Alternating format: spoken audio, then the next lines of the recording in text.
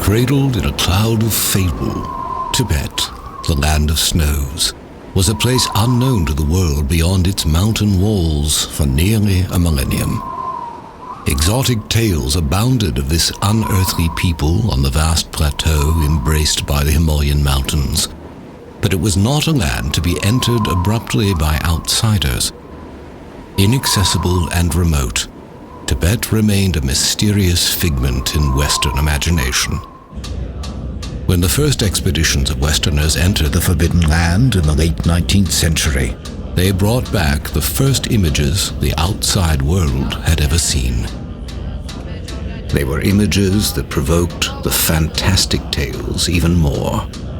It seemed Westerners wanted to believe in the mythical Shangri-La, a temperate Asian land sheltered from the outside, governed by a philosophy of compassion and nonviolence, free from hardship or strife. If similar in philosophy, the physical reality of Tibet was far more complex. Life on Earth's highest plateau was one of harsh contrast, a place where natural riches were matched by unimaginable rigors. Its first inhabitants were nomads who slowly adapted to high-altitude extremities. Even for these rugged people, at 15,000 feet, their eyes could literally dry up from the brittle intensity of the sun. A sudden hailstorm could destroy a season's work or scatter herds in seconds. Their early history was marked by fierce wars among tribes and outsiders. Life expectancy was brief. They were a people with an acute sense of life's impermanence and suffering.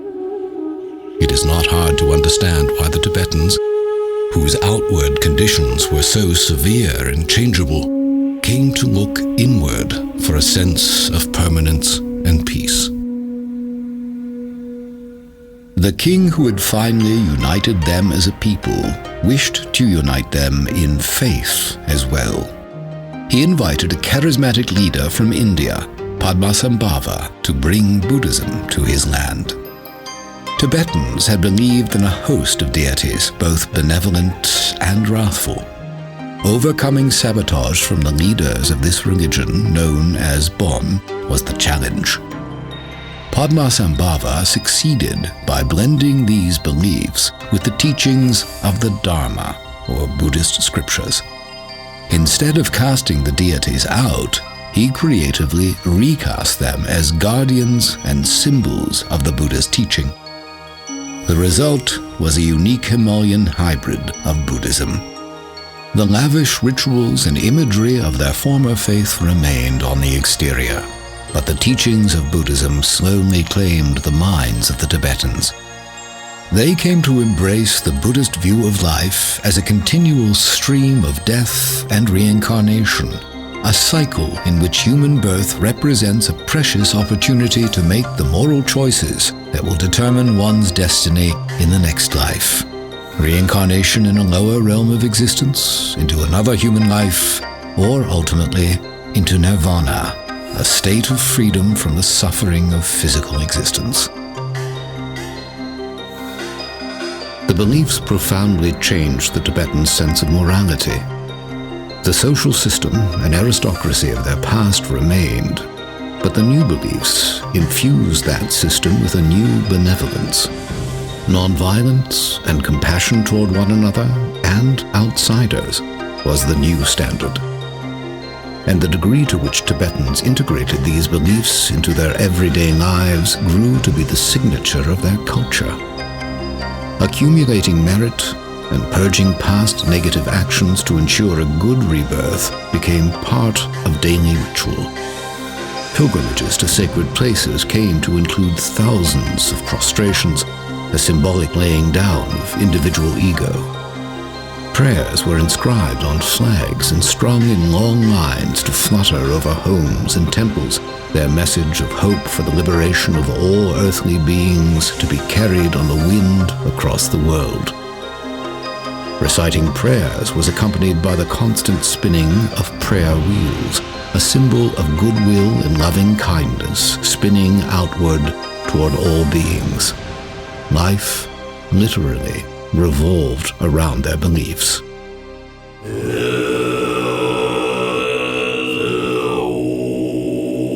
As a community, they sponsored monasteries for the study and practice of Buddhist teachings.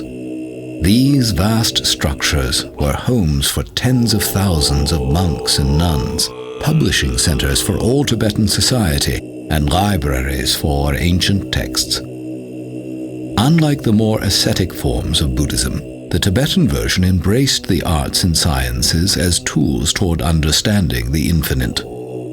Drama, music, art, astronomy, philosophy, and medicine were all taught at the monasteries. At the height of Tibetan civilization, the monasteries numbered over 6,000, with 1 in every 6 Tibetans becoming part of monastic life. Study began in the earliest years. Earning the equivalent of a doctoral degree could demand 20 years or more. The monks became the keepers of knowledge for all Tibetan society, and the thread linking all generations was a tradition of discipleship. One elder teacher or lama passing the teachings on to monks who, in turn, themselves became lamas.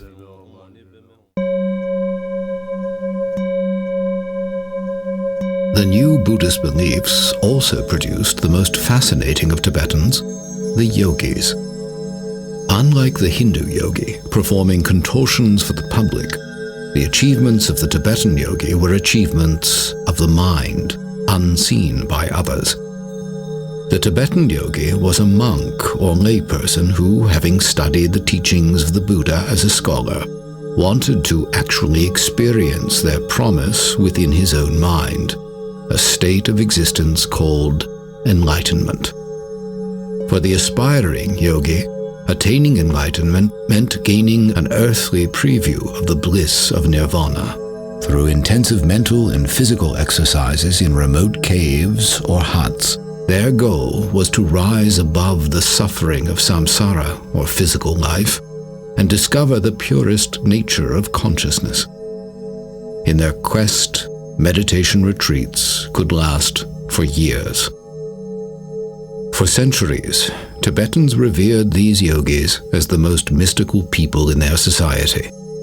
They supported their pursuit of enlightenment by providing the monasteries with food, clothing, and currency. The yogis inspired Tibetans with the hope that freedom from the suffering of physical life might indeed be attainable.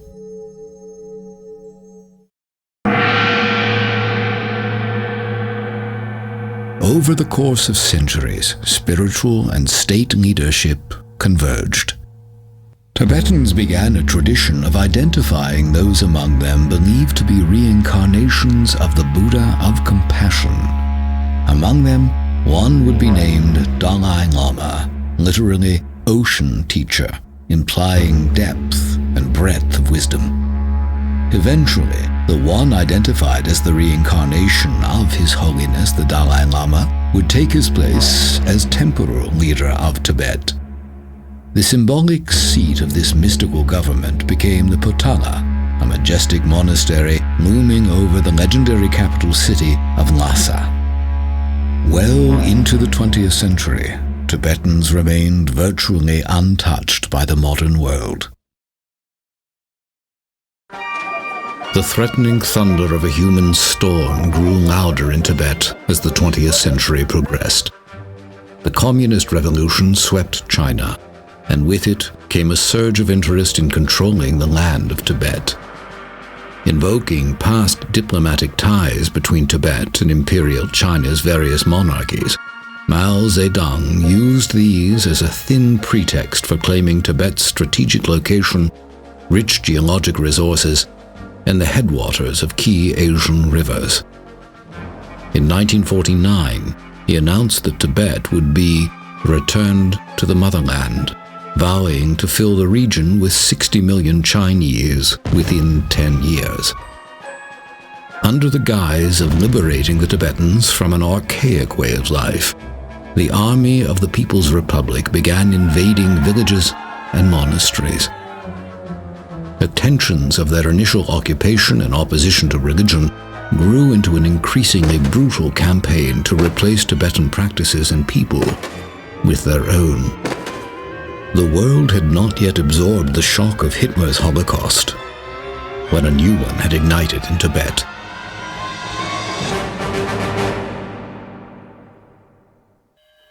The degree of the destruction is difficult to comprehend or communicate.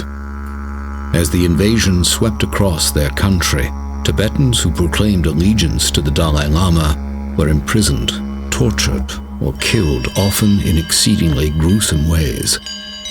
Over 1 million Tibetans lost their lives, a fifth of the population. All but a few of the 6,000 monasteries were destroyed, bonfires made of their libraries, mockery made of their artwork and icons. The Dalai Lama, through all this, was Tenzin Gyatso, identified as a boy on a Tibetan farm. Remarkably, he was able to complete his rigorous studies despite the invasion, and Tibetans placed him in charge as a young teen, hoping he could reclaim their country. After his many attempts to negotiate with the Chinese, Tibetans feared their beloved leader would soon be kidnapped and killed. In a dramatic escape, the Dalai Lama was taken out of Tibet under disguise across the mountains to India, where he was given refuge and established a government in exile in Dharamsala.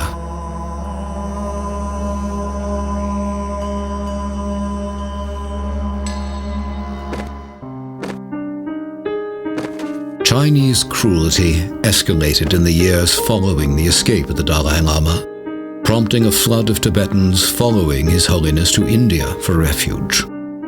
Among them were a number of their revered yogis. After decades, the memory of that dark passage remains vivid. After His Holiness the Dalai Lama departed for India, then the class struggle and purge started, and all those who had name, fame, or prosperity were purged. They were beaten up, their hair plucked, their ears chopped off.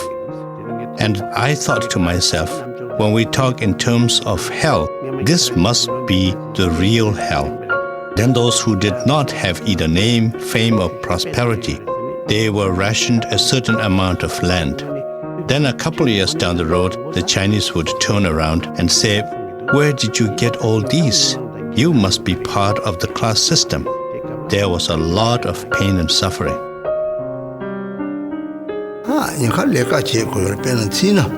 I was in Chinese prison for nearly 20 years. In the prison, instead of going to sleep, I would make a conscious effort to sit up and meditate. On Sundays, it was mandatory for everyone to sleep and keep quiet. And I would pretend that I was sleeping, but in my mind, I would meditate and quietly recite the mantras.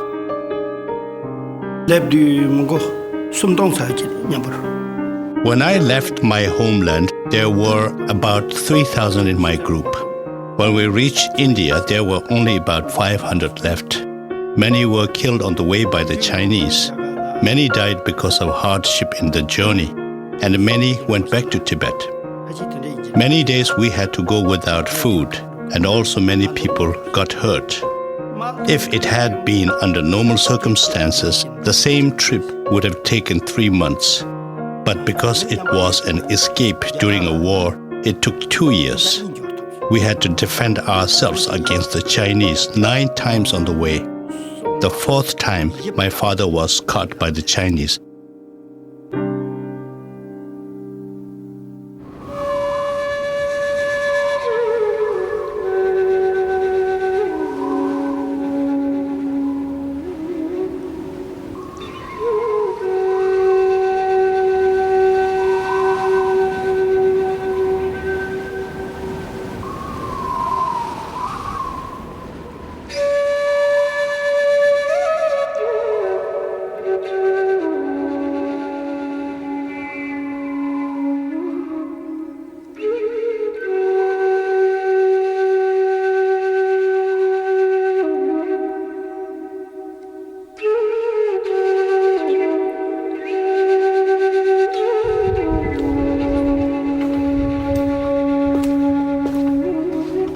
In the decades since the invasion, Tibetans in exile have attempted to recreate their life as it once was. In the Indian Himalayas, there remain places sacred to Tibetans from long ago in their history that have taken on a new preciousness since the destruction of their homeland.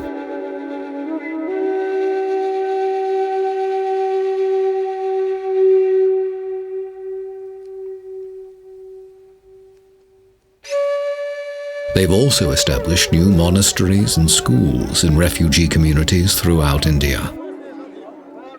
The government in exile remains in Dharamsala, working to help their people rebuild their lives.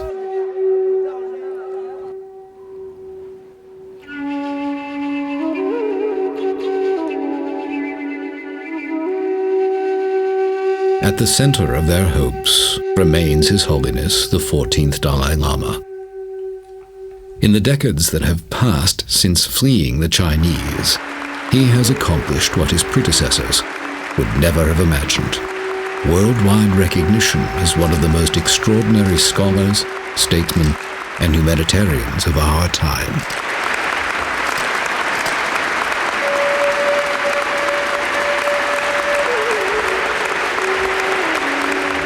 Our nation, Tibetan people, passing through very, very difficult situation, very difficult period. The period almost one ancient nation with unique and rich cultural heritage as well as spiritual heritage, now almost dying. I think, firstly, as quite a human nature, when someone, you see, who get all power, then eventually power spoil or destroy one's own sort of good quality. Then secondly, I think unfortunately, the totalitarian regimes, the communist sort of society or government system, is the dictatorship actually, I think, legalized, isn't it? So once you see this certain sort of structure, created that way, then the system or the structure itself, sometimes I think help to produce that kind of the person. Now I think the democratic China with open society, freedom of religious belief, freedom of speech, freedom of thought, freedom of information. I think that is the not only interest of the world community, but Chinese people themselves. But the destructive actions of the Chinese Communist government have not been stopped after decades of diplomatic effort on the part of the Tibetans. And as they watch the flame of their culture slowly being extinguished in their native land, the tradition of the yogis is also being extinguished. Despite the presence of monasteries and monks in exile, the complete cultural environment that produced the mind masters of the past no longer exists. Without the unbroken lineages of yoga teaching yogi, without the vast stretches of time to spend years in isolated retreat free from earthly distractions, and mostly without the devoted support of the ancient Tibetan civilization, the tradition of the yogis is nearing extinction. Once the most reclusive people in the world, they are coming forward now with unprecedented candor to preserve their legacy of 1,000 years. Living out their lives amongst us are the last of the master yogis of Tibet.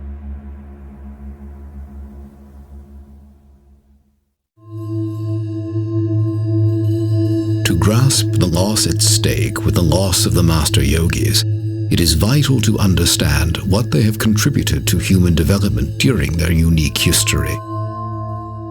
While the most advanced thinkers in the West developed the physical sciences to improve the outward state of humanity, the yogis developed a science of the mind to improve the inward state of humanity. Improving the emotional and moral response of the mind was their lofty goal, to transform patterns of thinking and alter patterns of acting by conquering anger, aggression, greed, pride, jealousy, even subdue states of physical discomfort. The techniques they developed to achieve these results are only now being recognized and affirmed by Western study of the brain and body. Central to the tradition of the yogis is the passing down of extensive teachings and highly guarded practices for training both body and mind.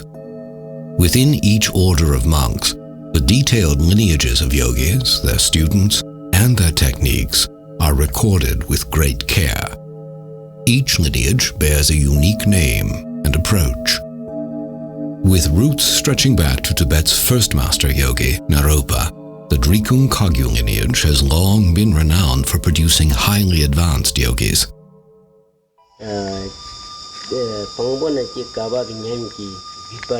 The Drikung Kagyu lineage has been running continuously without any kind of breakage in between or any kind of adulteration.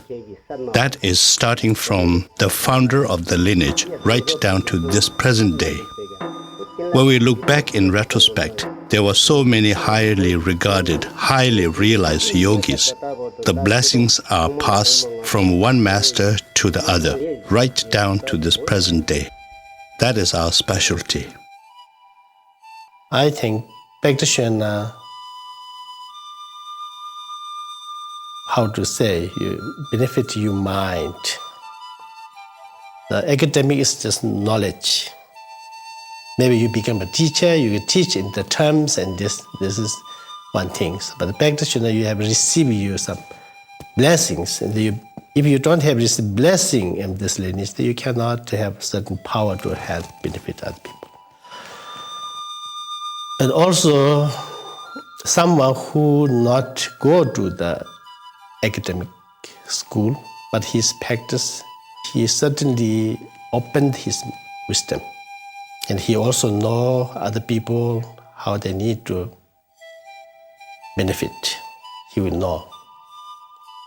What is it then that defines a yogi? How do they differ from the ordinary monk? Outwardly, few clues are to be found. The most lucid answers to the question come from those who have walked the path themselves. A yogi is a person who has a profound experiential understanding of the true nature of all phenomena. A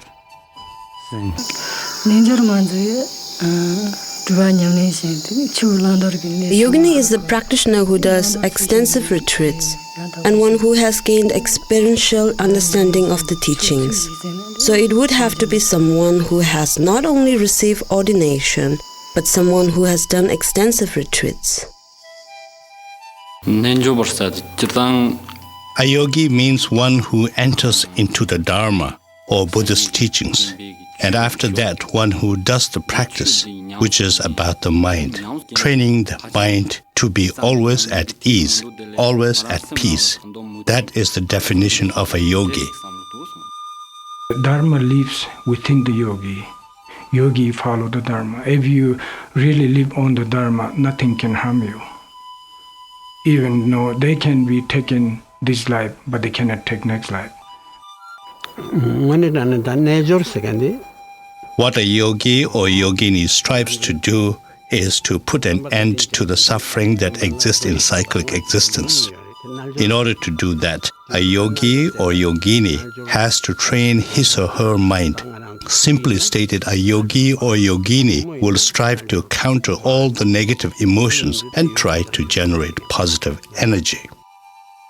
Experienced, qualified retreat person, even he remain in a street, lot of noises, lot of people, lot of cars there, but his mind can remain fully concentrate.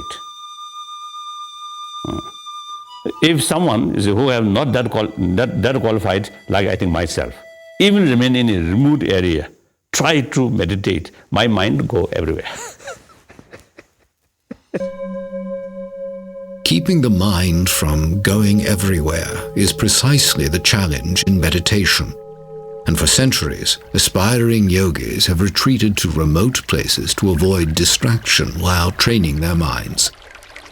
Imagining life removed from society for years at a time can be difficult for Westerners accustomed to a world of virtually non-stop interaction. The question of where is another challenge. For Tibetans in exile, such places still exist in the Indian Himalayas beyond the reach of the Chinese.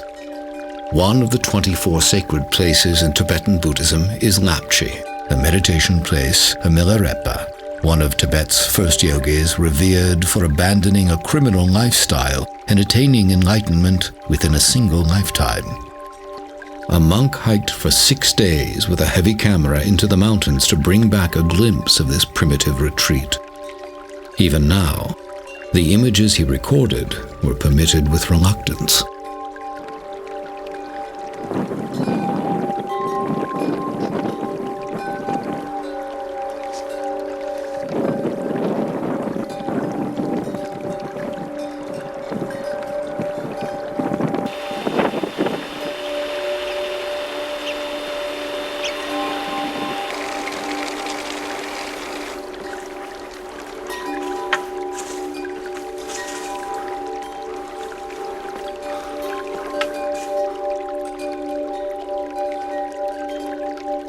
If the notion of pursuing enlightenment seems vague or inscrutable, the path of the yogi is in fact quite specific. The techniques and practices developed over a millennium are revealed to them in a rigorous order and only by an accomplished practitioner. Their beginning premise is that the untrained mind is like a raging elephant out of control. The yogi's initial task is to slowly put reins on the leaping, erratic thoughts of the mind by using specific tools, the repetition of core beliefs in mantras, and exercises to empty the mind of conceptual thought. 2 yogis in retreat in Lapchi agreed to an interview, an unheard of opportunity.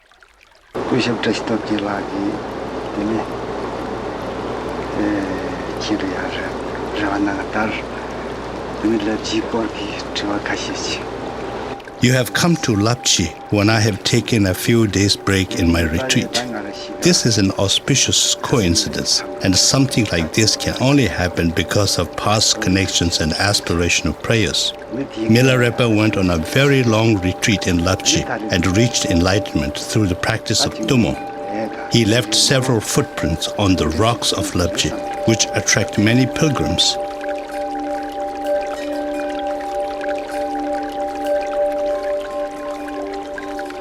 The disciples of many important masters have meditated at caves in Lapchi and the surrounding places.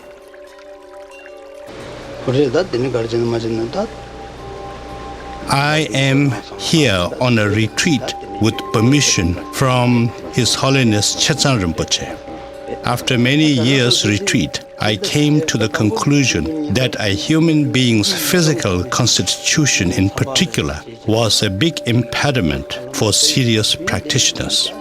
I came to realize that the only way to remove these impediments was to attain mastery over the 5 elements, so that my practice did not have to be dependent upon sustenance and health. I read Milarepa's life history. It completely ravished away my mind. I strongly aspired to master the 6 yogas of Naropa, as well as the secret prana, nadi, and bindu, the 3 main components that are important in the practice of yoga. At any cost, I was determined to train myself to be able to master Tummo or Chandali. To do this, I found that Dharamsala was not conducive to the attainment of my aspirations. I needed a teacher who could pour down in me his experiential knowledge of such practices. I wanted the result of my efforts to create and leave an indelible imprint on my mind stream that I can forever carry forward.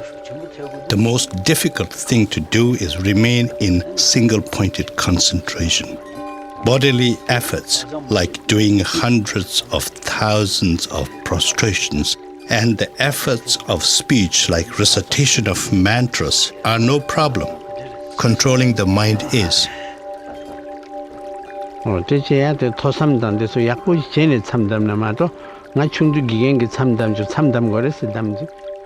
started my retreat when I was 9 years old. During that time, I went on a 1-month-long retreat.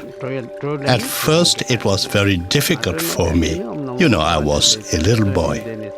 I would count the days on my fingers, say 1 day is gone, 2 days gone, how many balance remaining? Should I go out of the retreat place? If I do, what would be the consequences? These kind of questions keep on popping up.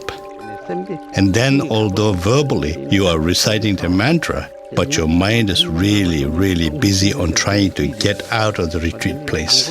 But when you become more seasoned and more mature in your meditation and learning, things will change. Why I would like about the retreat is when you go to retreat and many weeks or many months being alone is very different. It will all subside our desire, anger, attachment. At the age of 17, I entered monastery. Now from that day onwards to this day, I worked for the monastery for 2 years. Aside from that, I have devoted all my times ever since the age of 17 on retreats and meditation. There's no such thing as sleep when we are in a retreat. And there is a particular box made, and we sit cross-legged in there. And we sit in that position whether it is day or night. We can break up our practice into 4 slots of time. And during that time, we may rest, but we will not get out of the box. We will continue sitting in that position all the time.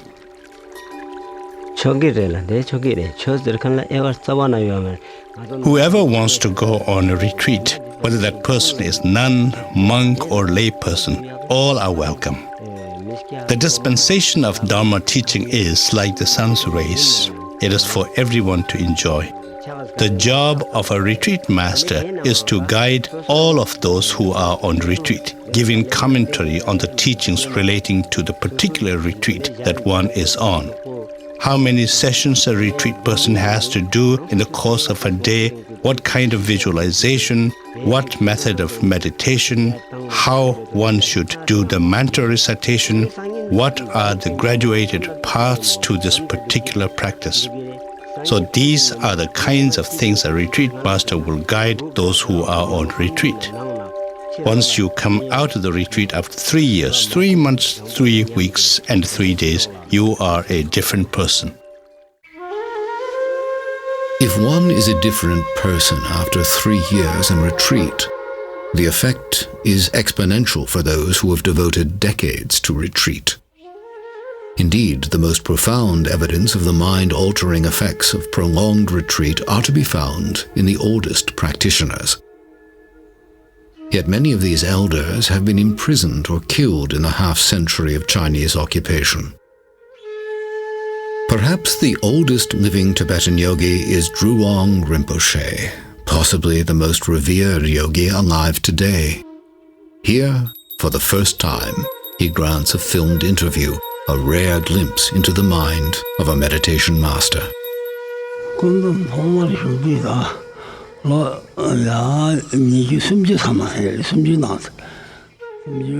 I have meditated for a very, very long time.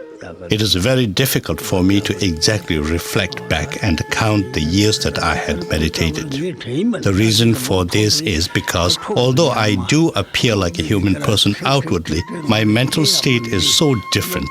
Different in the sense that my focus on mundane things is not consistent.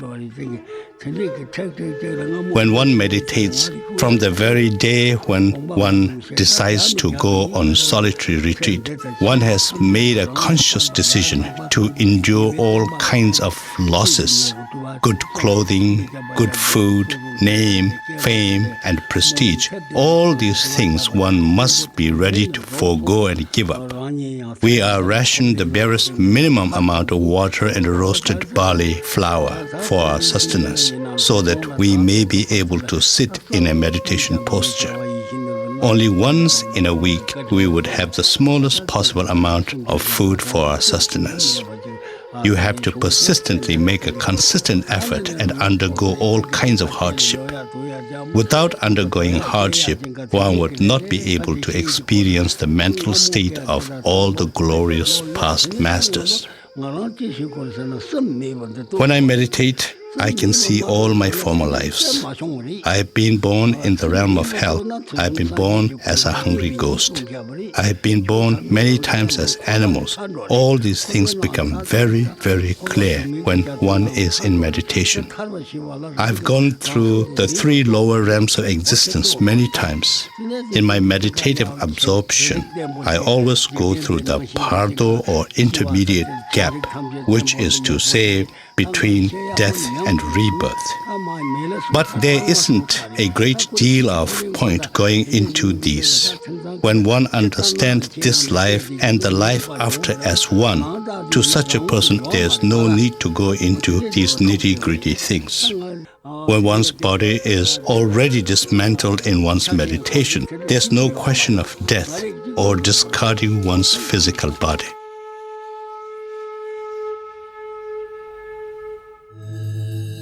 The disciplined mind then becomes a powerful tool in its own right, enabling the practitioner to become aware of the subtle energies of the body, then master them through the breathing and physical postures known as yogas.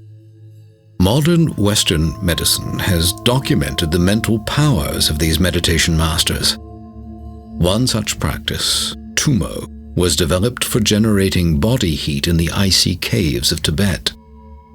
Yogis who have mastered Tumo are capable of immersing themselves in icy lakes and, 15 minutes later, producing visible steam rising from their robes.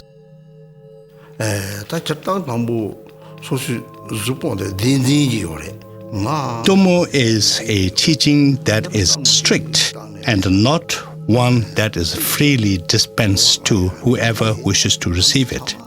However, our environment and the time are very different now. So, backed by loving kindness and compassion, I am now showing it. And to me, it's not a violation of our yogic vows. Tumo is a practice that will bring about bliss and happiness, psychological as well as physical.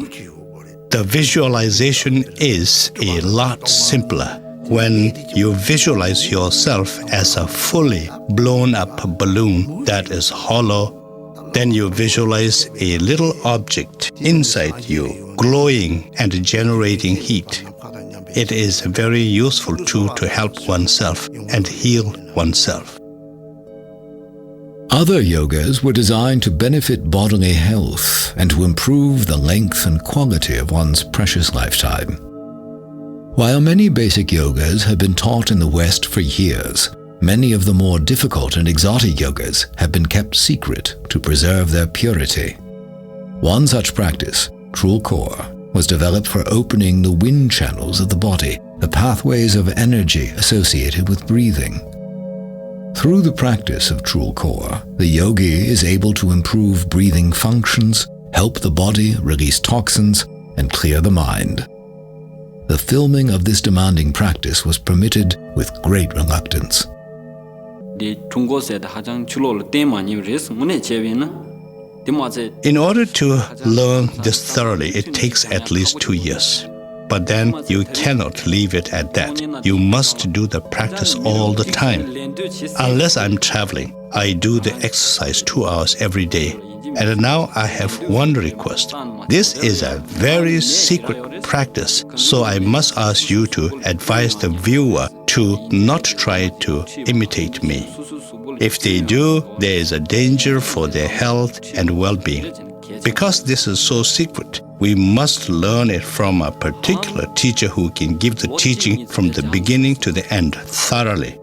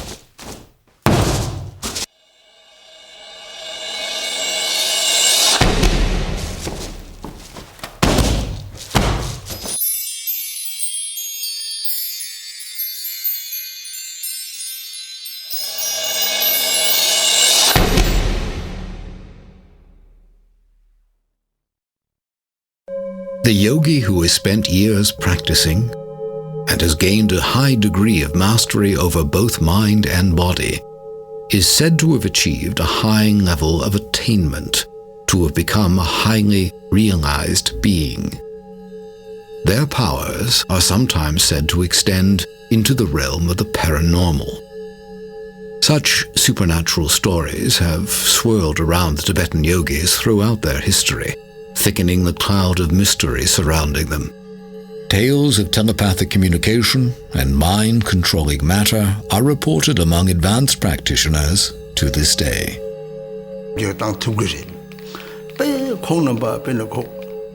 The highly realized yogis can, of course, alter situations. There are many instances where the highly realized beings altered natural disasters.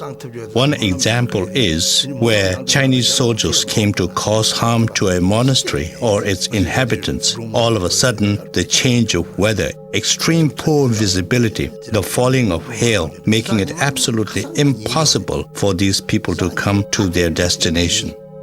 There are so many different instances, far too many to narrate. There is a most wonderful and sacred meditation cave where it is said Guru Padma Sambhava meditated. I went there when I was only a boy, but I had a tremendous amount of devotion. When looking across the cave, I really felt like saying some prayers. I offered 3 prostrations and said, "Please show me some sign so that my devotions will further become stronger." And instantly, there appeared a rainbow at the mouth of the meditation cave. And there I saw Guru Padma Sambhava. So I was just overwhelmed and really so very happy. And all my focus was on the mouth of the cave and Guru Padma Sambhava. There were a lot of nuns with me, and one of them said to me, "Rinpoche, Rinpoche, watch your foot. It is sinking in the stone." And I had to look, and there was my foot, making an imprint in solid rock, because it was really, just as the nun said, it was sinking. At the age of 3, I was able to tell my previous lives. I was able to name my former sister. But now suppose I told you that I can remember all my former lives. Is anyone going to believe me? Therefore, just let's say that I was able to remember when I was a little boy. Such paranormal powers among master yogis are thought to include the ability to self-govern the process of transition from one life to the next. This is very often you can see in many good practitioners. Most of the people die. After die, you can change your face, the yellow, pale, and when you do the pinch in your skin, also they will stay there. But the real practitioner who has when the passing and the meditation state, they continue their stay. Then you pinch in here, this also like now, and they immediately going like this. And also they have a little bit heat and warm in heart center. Also the face is like the lap light, and very unusual one. And happened that one story is just 1 year ago, and Bhutan, one of Master Ginjun Renchin.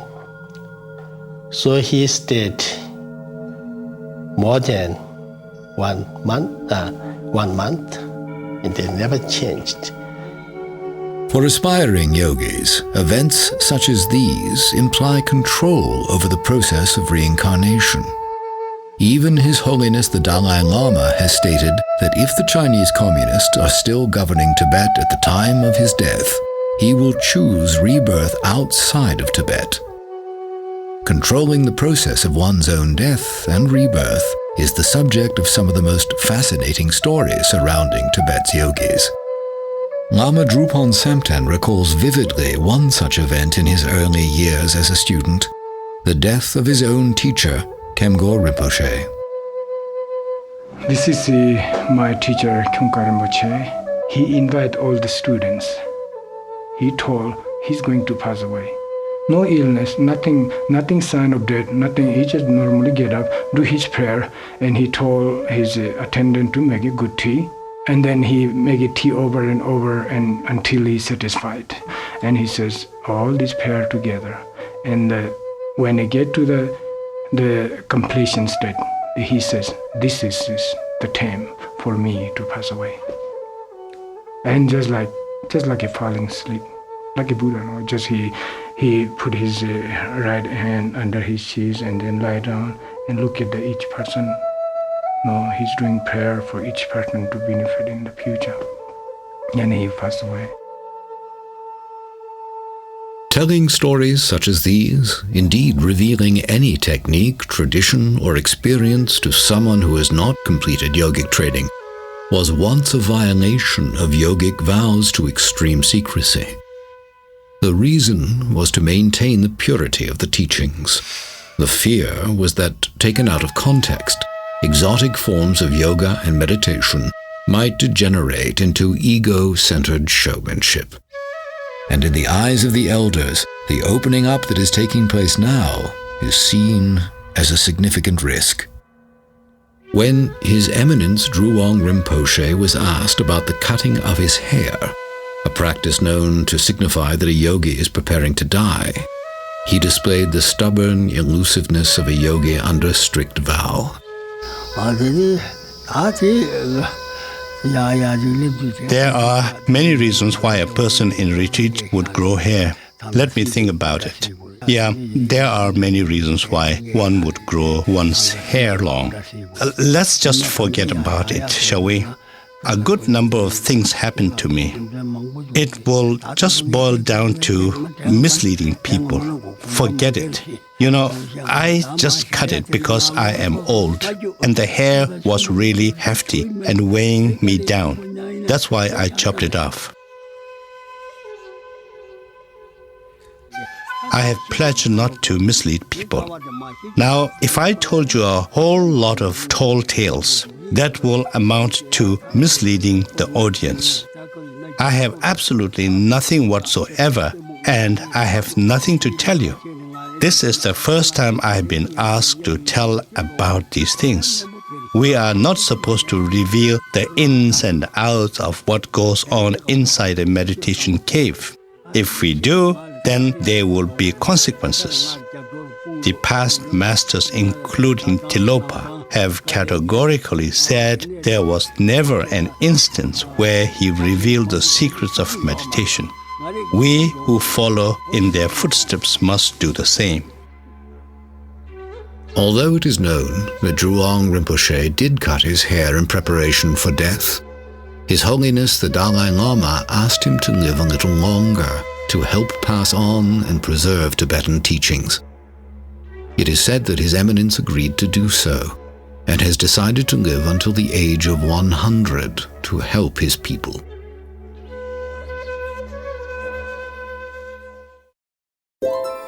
Beyond feats of mental, physical, or even supernatural control, perhaps the most impressive accomplishment of the Tibetan yogis is maintaining a stance of compassion and peace through a half-century of persecution.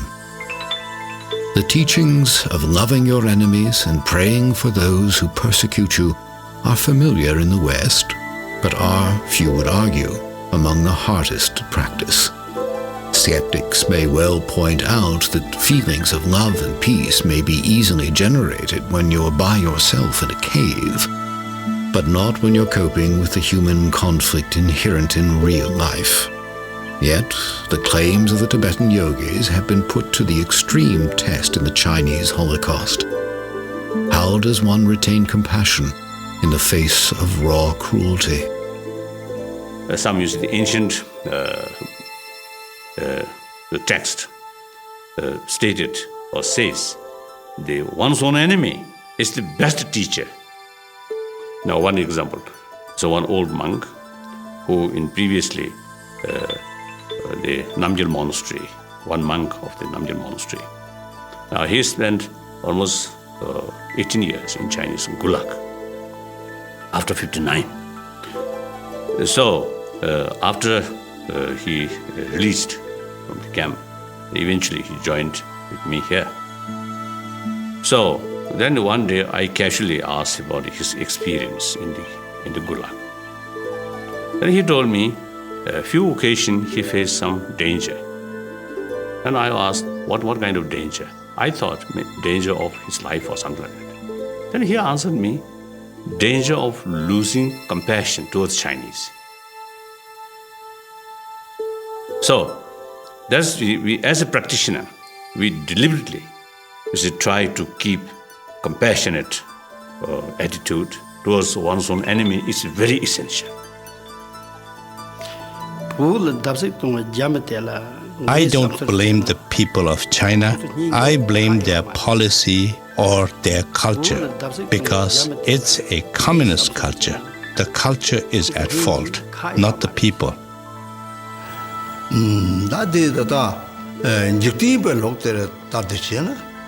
the ways of what we call samsaric beings, in the ways of the ordinary people, lay people, if I followed that, yes, obviously, yes, there would be sadness in my heart. And there were a lot of sufferings that were brought about to a lot of people and to myself. But as a practitioner who believes in the cause and effect, I'm a very, very happy person. I have no grudge against anybody. I have no grudge against the Chinese people or the Chinese government. Whatever befell on an individual, it was because of his past karma. Unhappiness does not crop up out of nowhere. It is a result of one's commission of negative karma in former lives. For example, when you cheated others, when you tried to defeat others, when you try to gain at the cost of others, these result in what we call the ripening of karma that brings about pain and suffering. So when you do negative deeds, the result is a state of mind that is often referred to as hell. When you have done positive deeds, it brings about happiness. I was born after the Chinese operation in Tibet. I am upset with them, and I am sad because the Chinese have been very ruthless to Tibetan people and my family. You name it, they have done it. At the same time, they have destroyed so many monasteries in Tibet. Maybe it is because I am still young and my practice is not strong enough yet. Maybe this is why I am upset with the Chinese. As an antidote to conquering very strong negative emotions, we would resort to doing the sevenfold Vairocana posture meditation. There are different wind energies inside a human person. In one posture, the wind which enables us to excrete waste enters into the central nerve channel, eliminating some of the negative emotions. When you broaden your shoulders and sit upright, the nerve or vein-related winds enter and get rid of ignorance. When your neck is slightly bent downwards at an angle and you touch the tip of your tongue on the palate, then fire-related wind enters and dissipates desire. When you lower your eye a bit so you almost see the tip of your nose, the space-related wind enters and gets rid of egocentric pride. When you sit cross-legged and remain in single-pointed concentration, then water-related wind enters and helps get rid of jealousy. These postures are a very good method of getting rid of some of the negative emotions. Are newer generations of Tibetans raised exclusively in exile, immersed in contemporary culture, displaying the discipline and compassion of their elders? Evidence of cultural erosion is appearing among younger Tibetans in exile. Demonstrations and violent protests are becoming increasingly common in refugee towns. Some are beginning to question the pacifist approach of their leader. Even so, the spirit of their native culture remains strong, and some still aspire to the example of past masters. In our life, we do many different things. We are in different professions, but we all have a single goal, and that is to be happy. And the only way to be happy is to believe in one's own mind that it can be happy, that it has happiness all the time. And that is very important to know, that is very important to notice. If we fail to notice that, then we start to expect external materials to make us happy. In our life, we change different things in the hope of being happy. We change our name, we change our dress, we change our food, we change everything. But we realize every time that this change has never brought the true happiness. So the only way to stop all this game is realizing the nature of mind, which is a Buddha and which is content and fulfilled and satisfied from the beginning. So although I still have desire, I still lack all the material things, deep down in my heart I often feel that this is not the real way of happiness.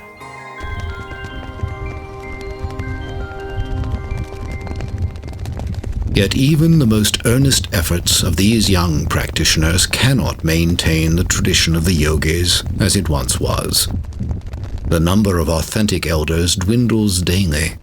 The best the younger generation can do is preserve the practices of their ancestors, the shadows of a total lifestyle that will never again be possible.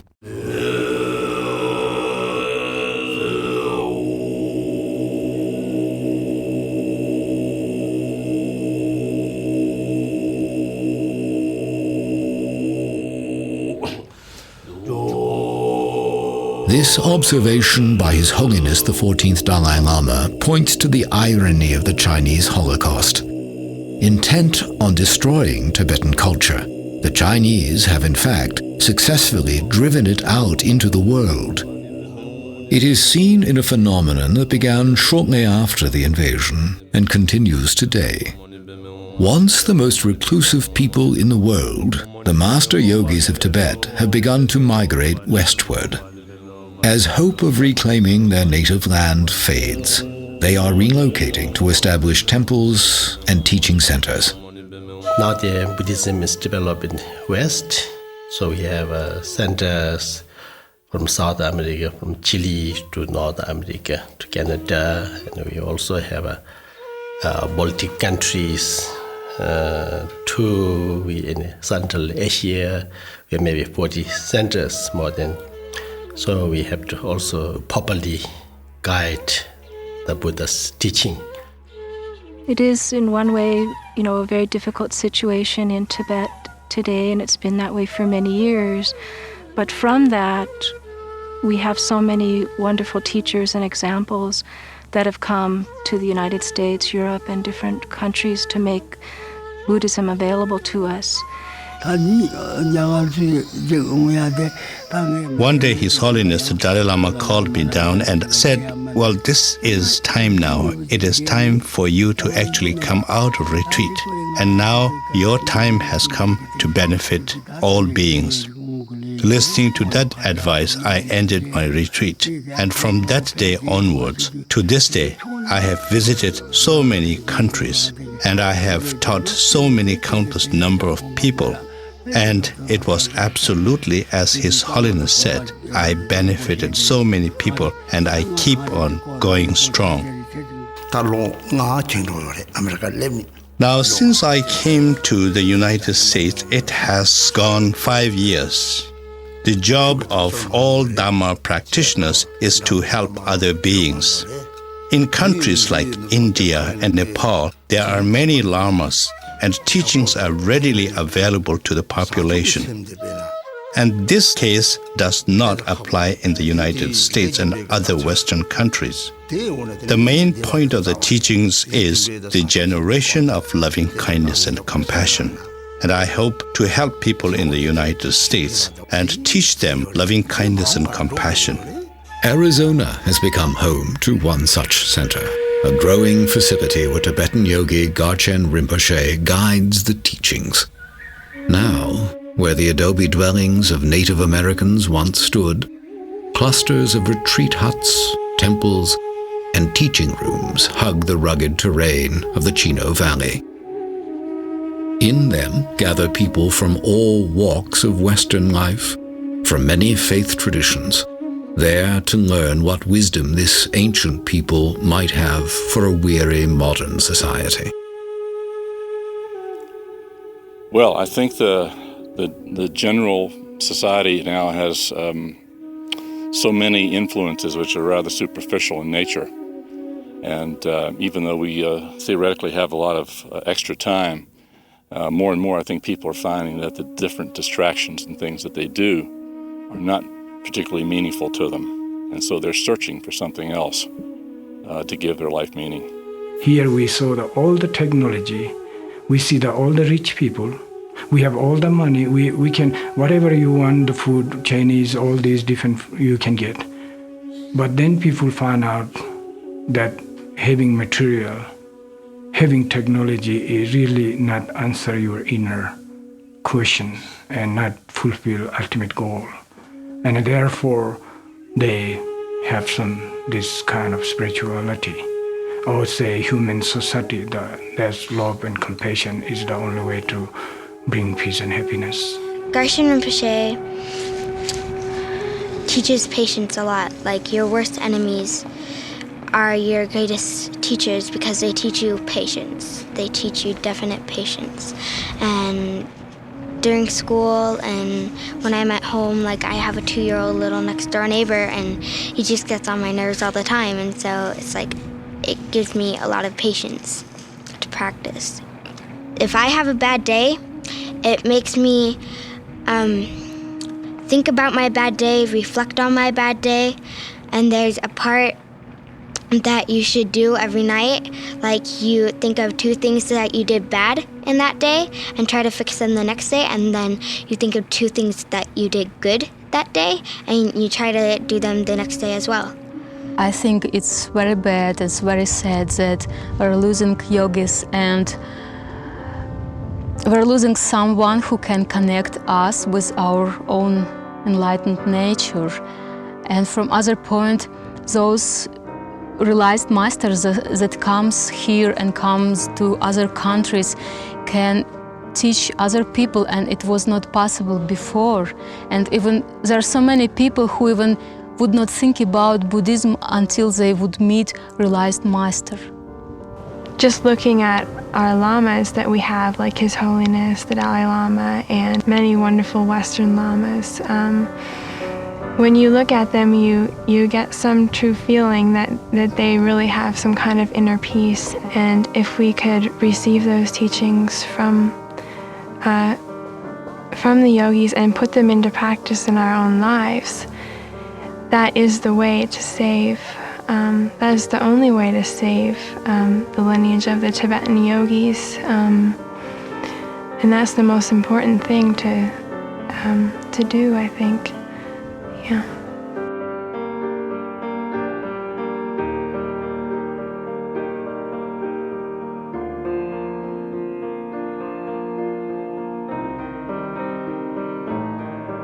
The lamas who have come to the West are still adapting to the pathways and parameters of this new life. And their questions remain. Will the filming and sharing of techniques lead to abuses? Will self-styled lamas and bogus practitioners exploit Western interest in Tibetan Buddhism and mislead people? Is the form of their faith destined to dissolve in the ways of the West?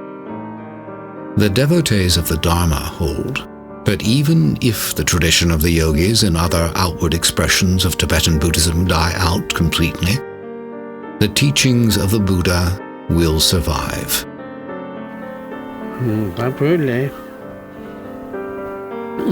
Because of the Chinese occupation, it is extremely difficult to have the same amount of yogis coming either inside Tibet or outside.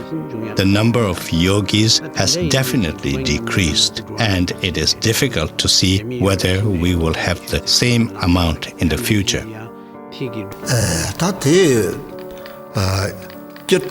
According to the things that have taken place in Tibet, and according to the prevailing circumstances, it would seem that the tradition of the yogis will come to an end. If not come to an end, it will near extinction.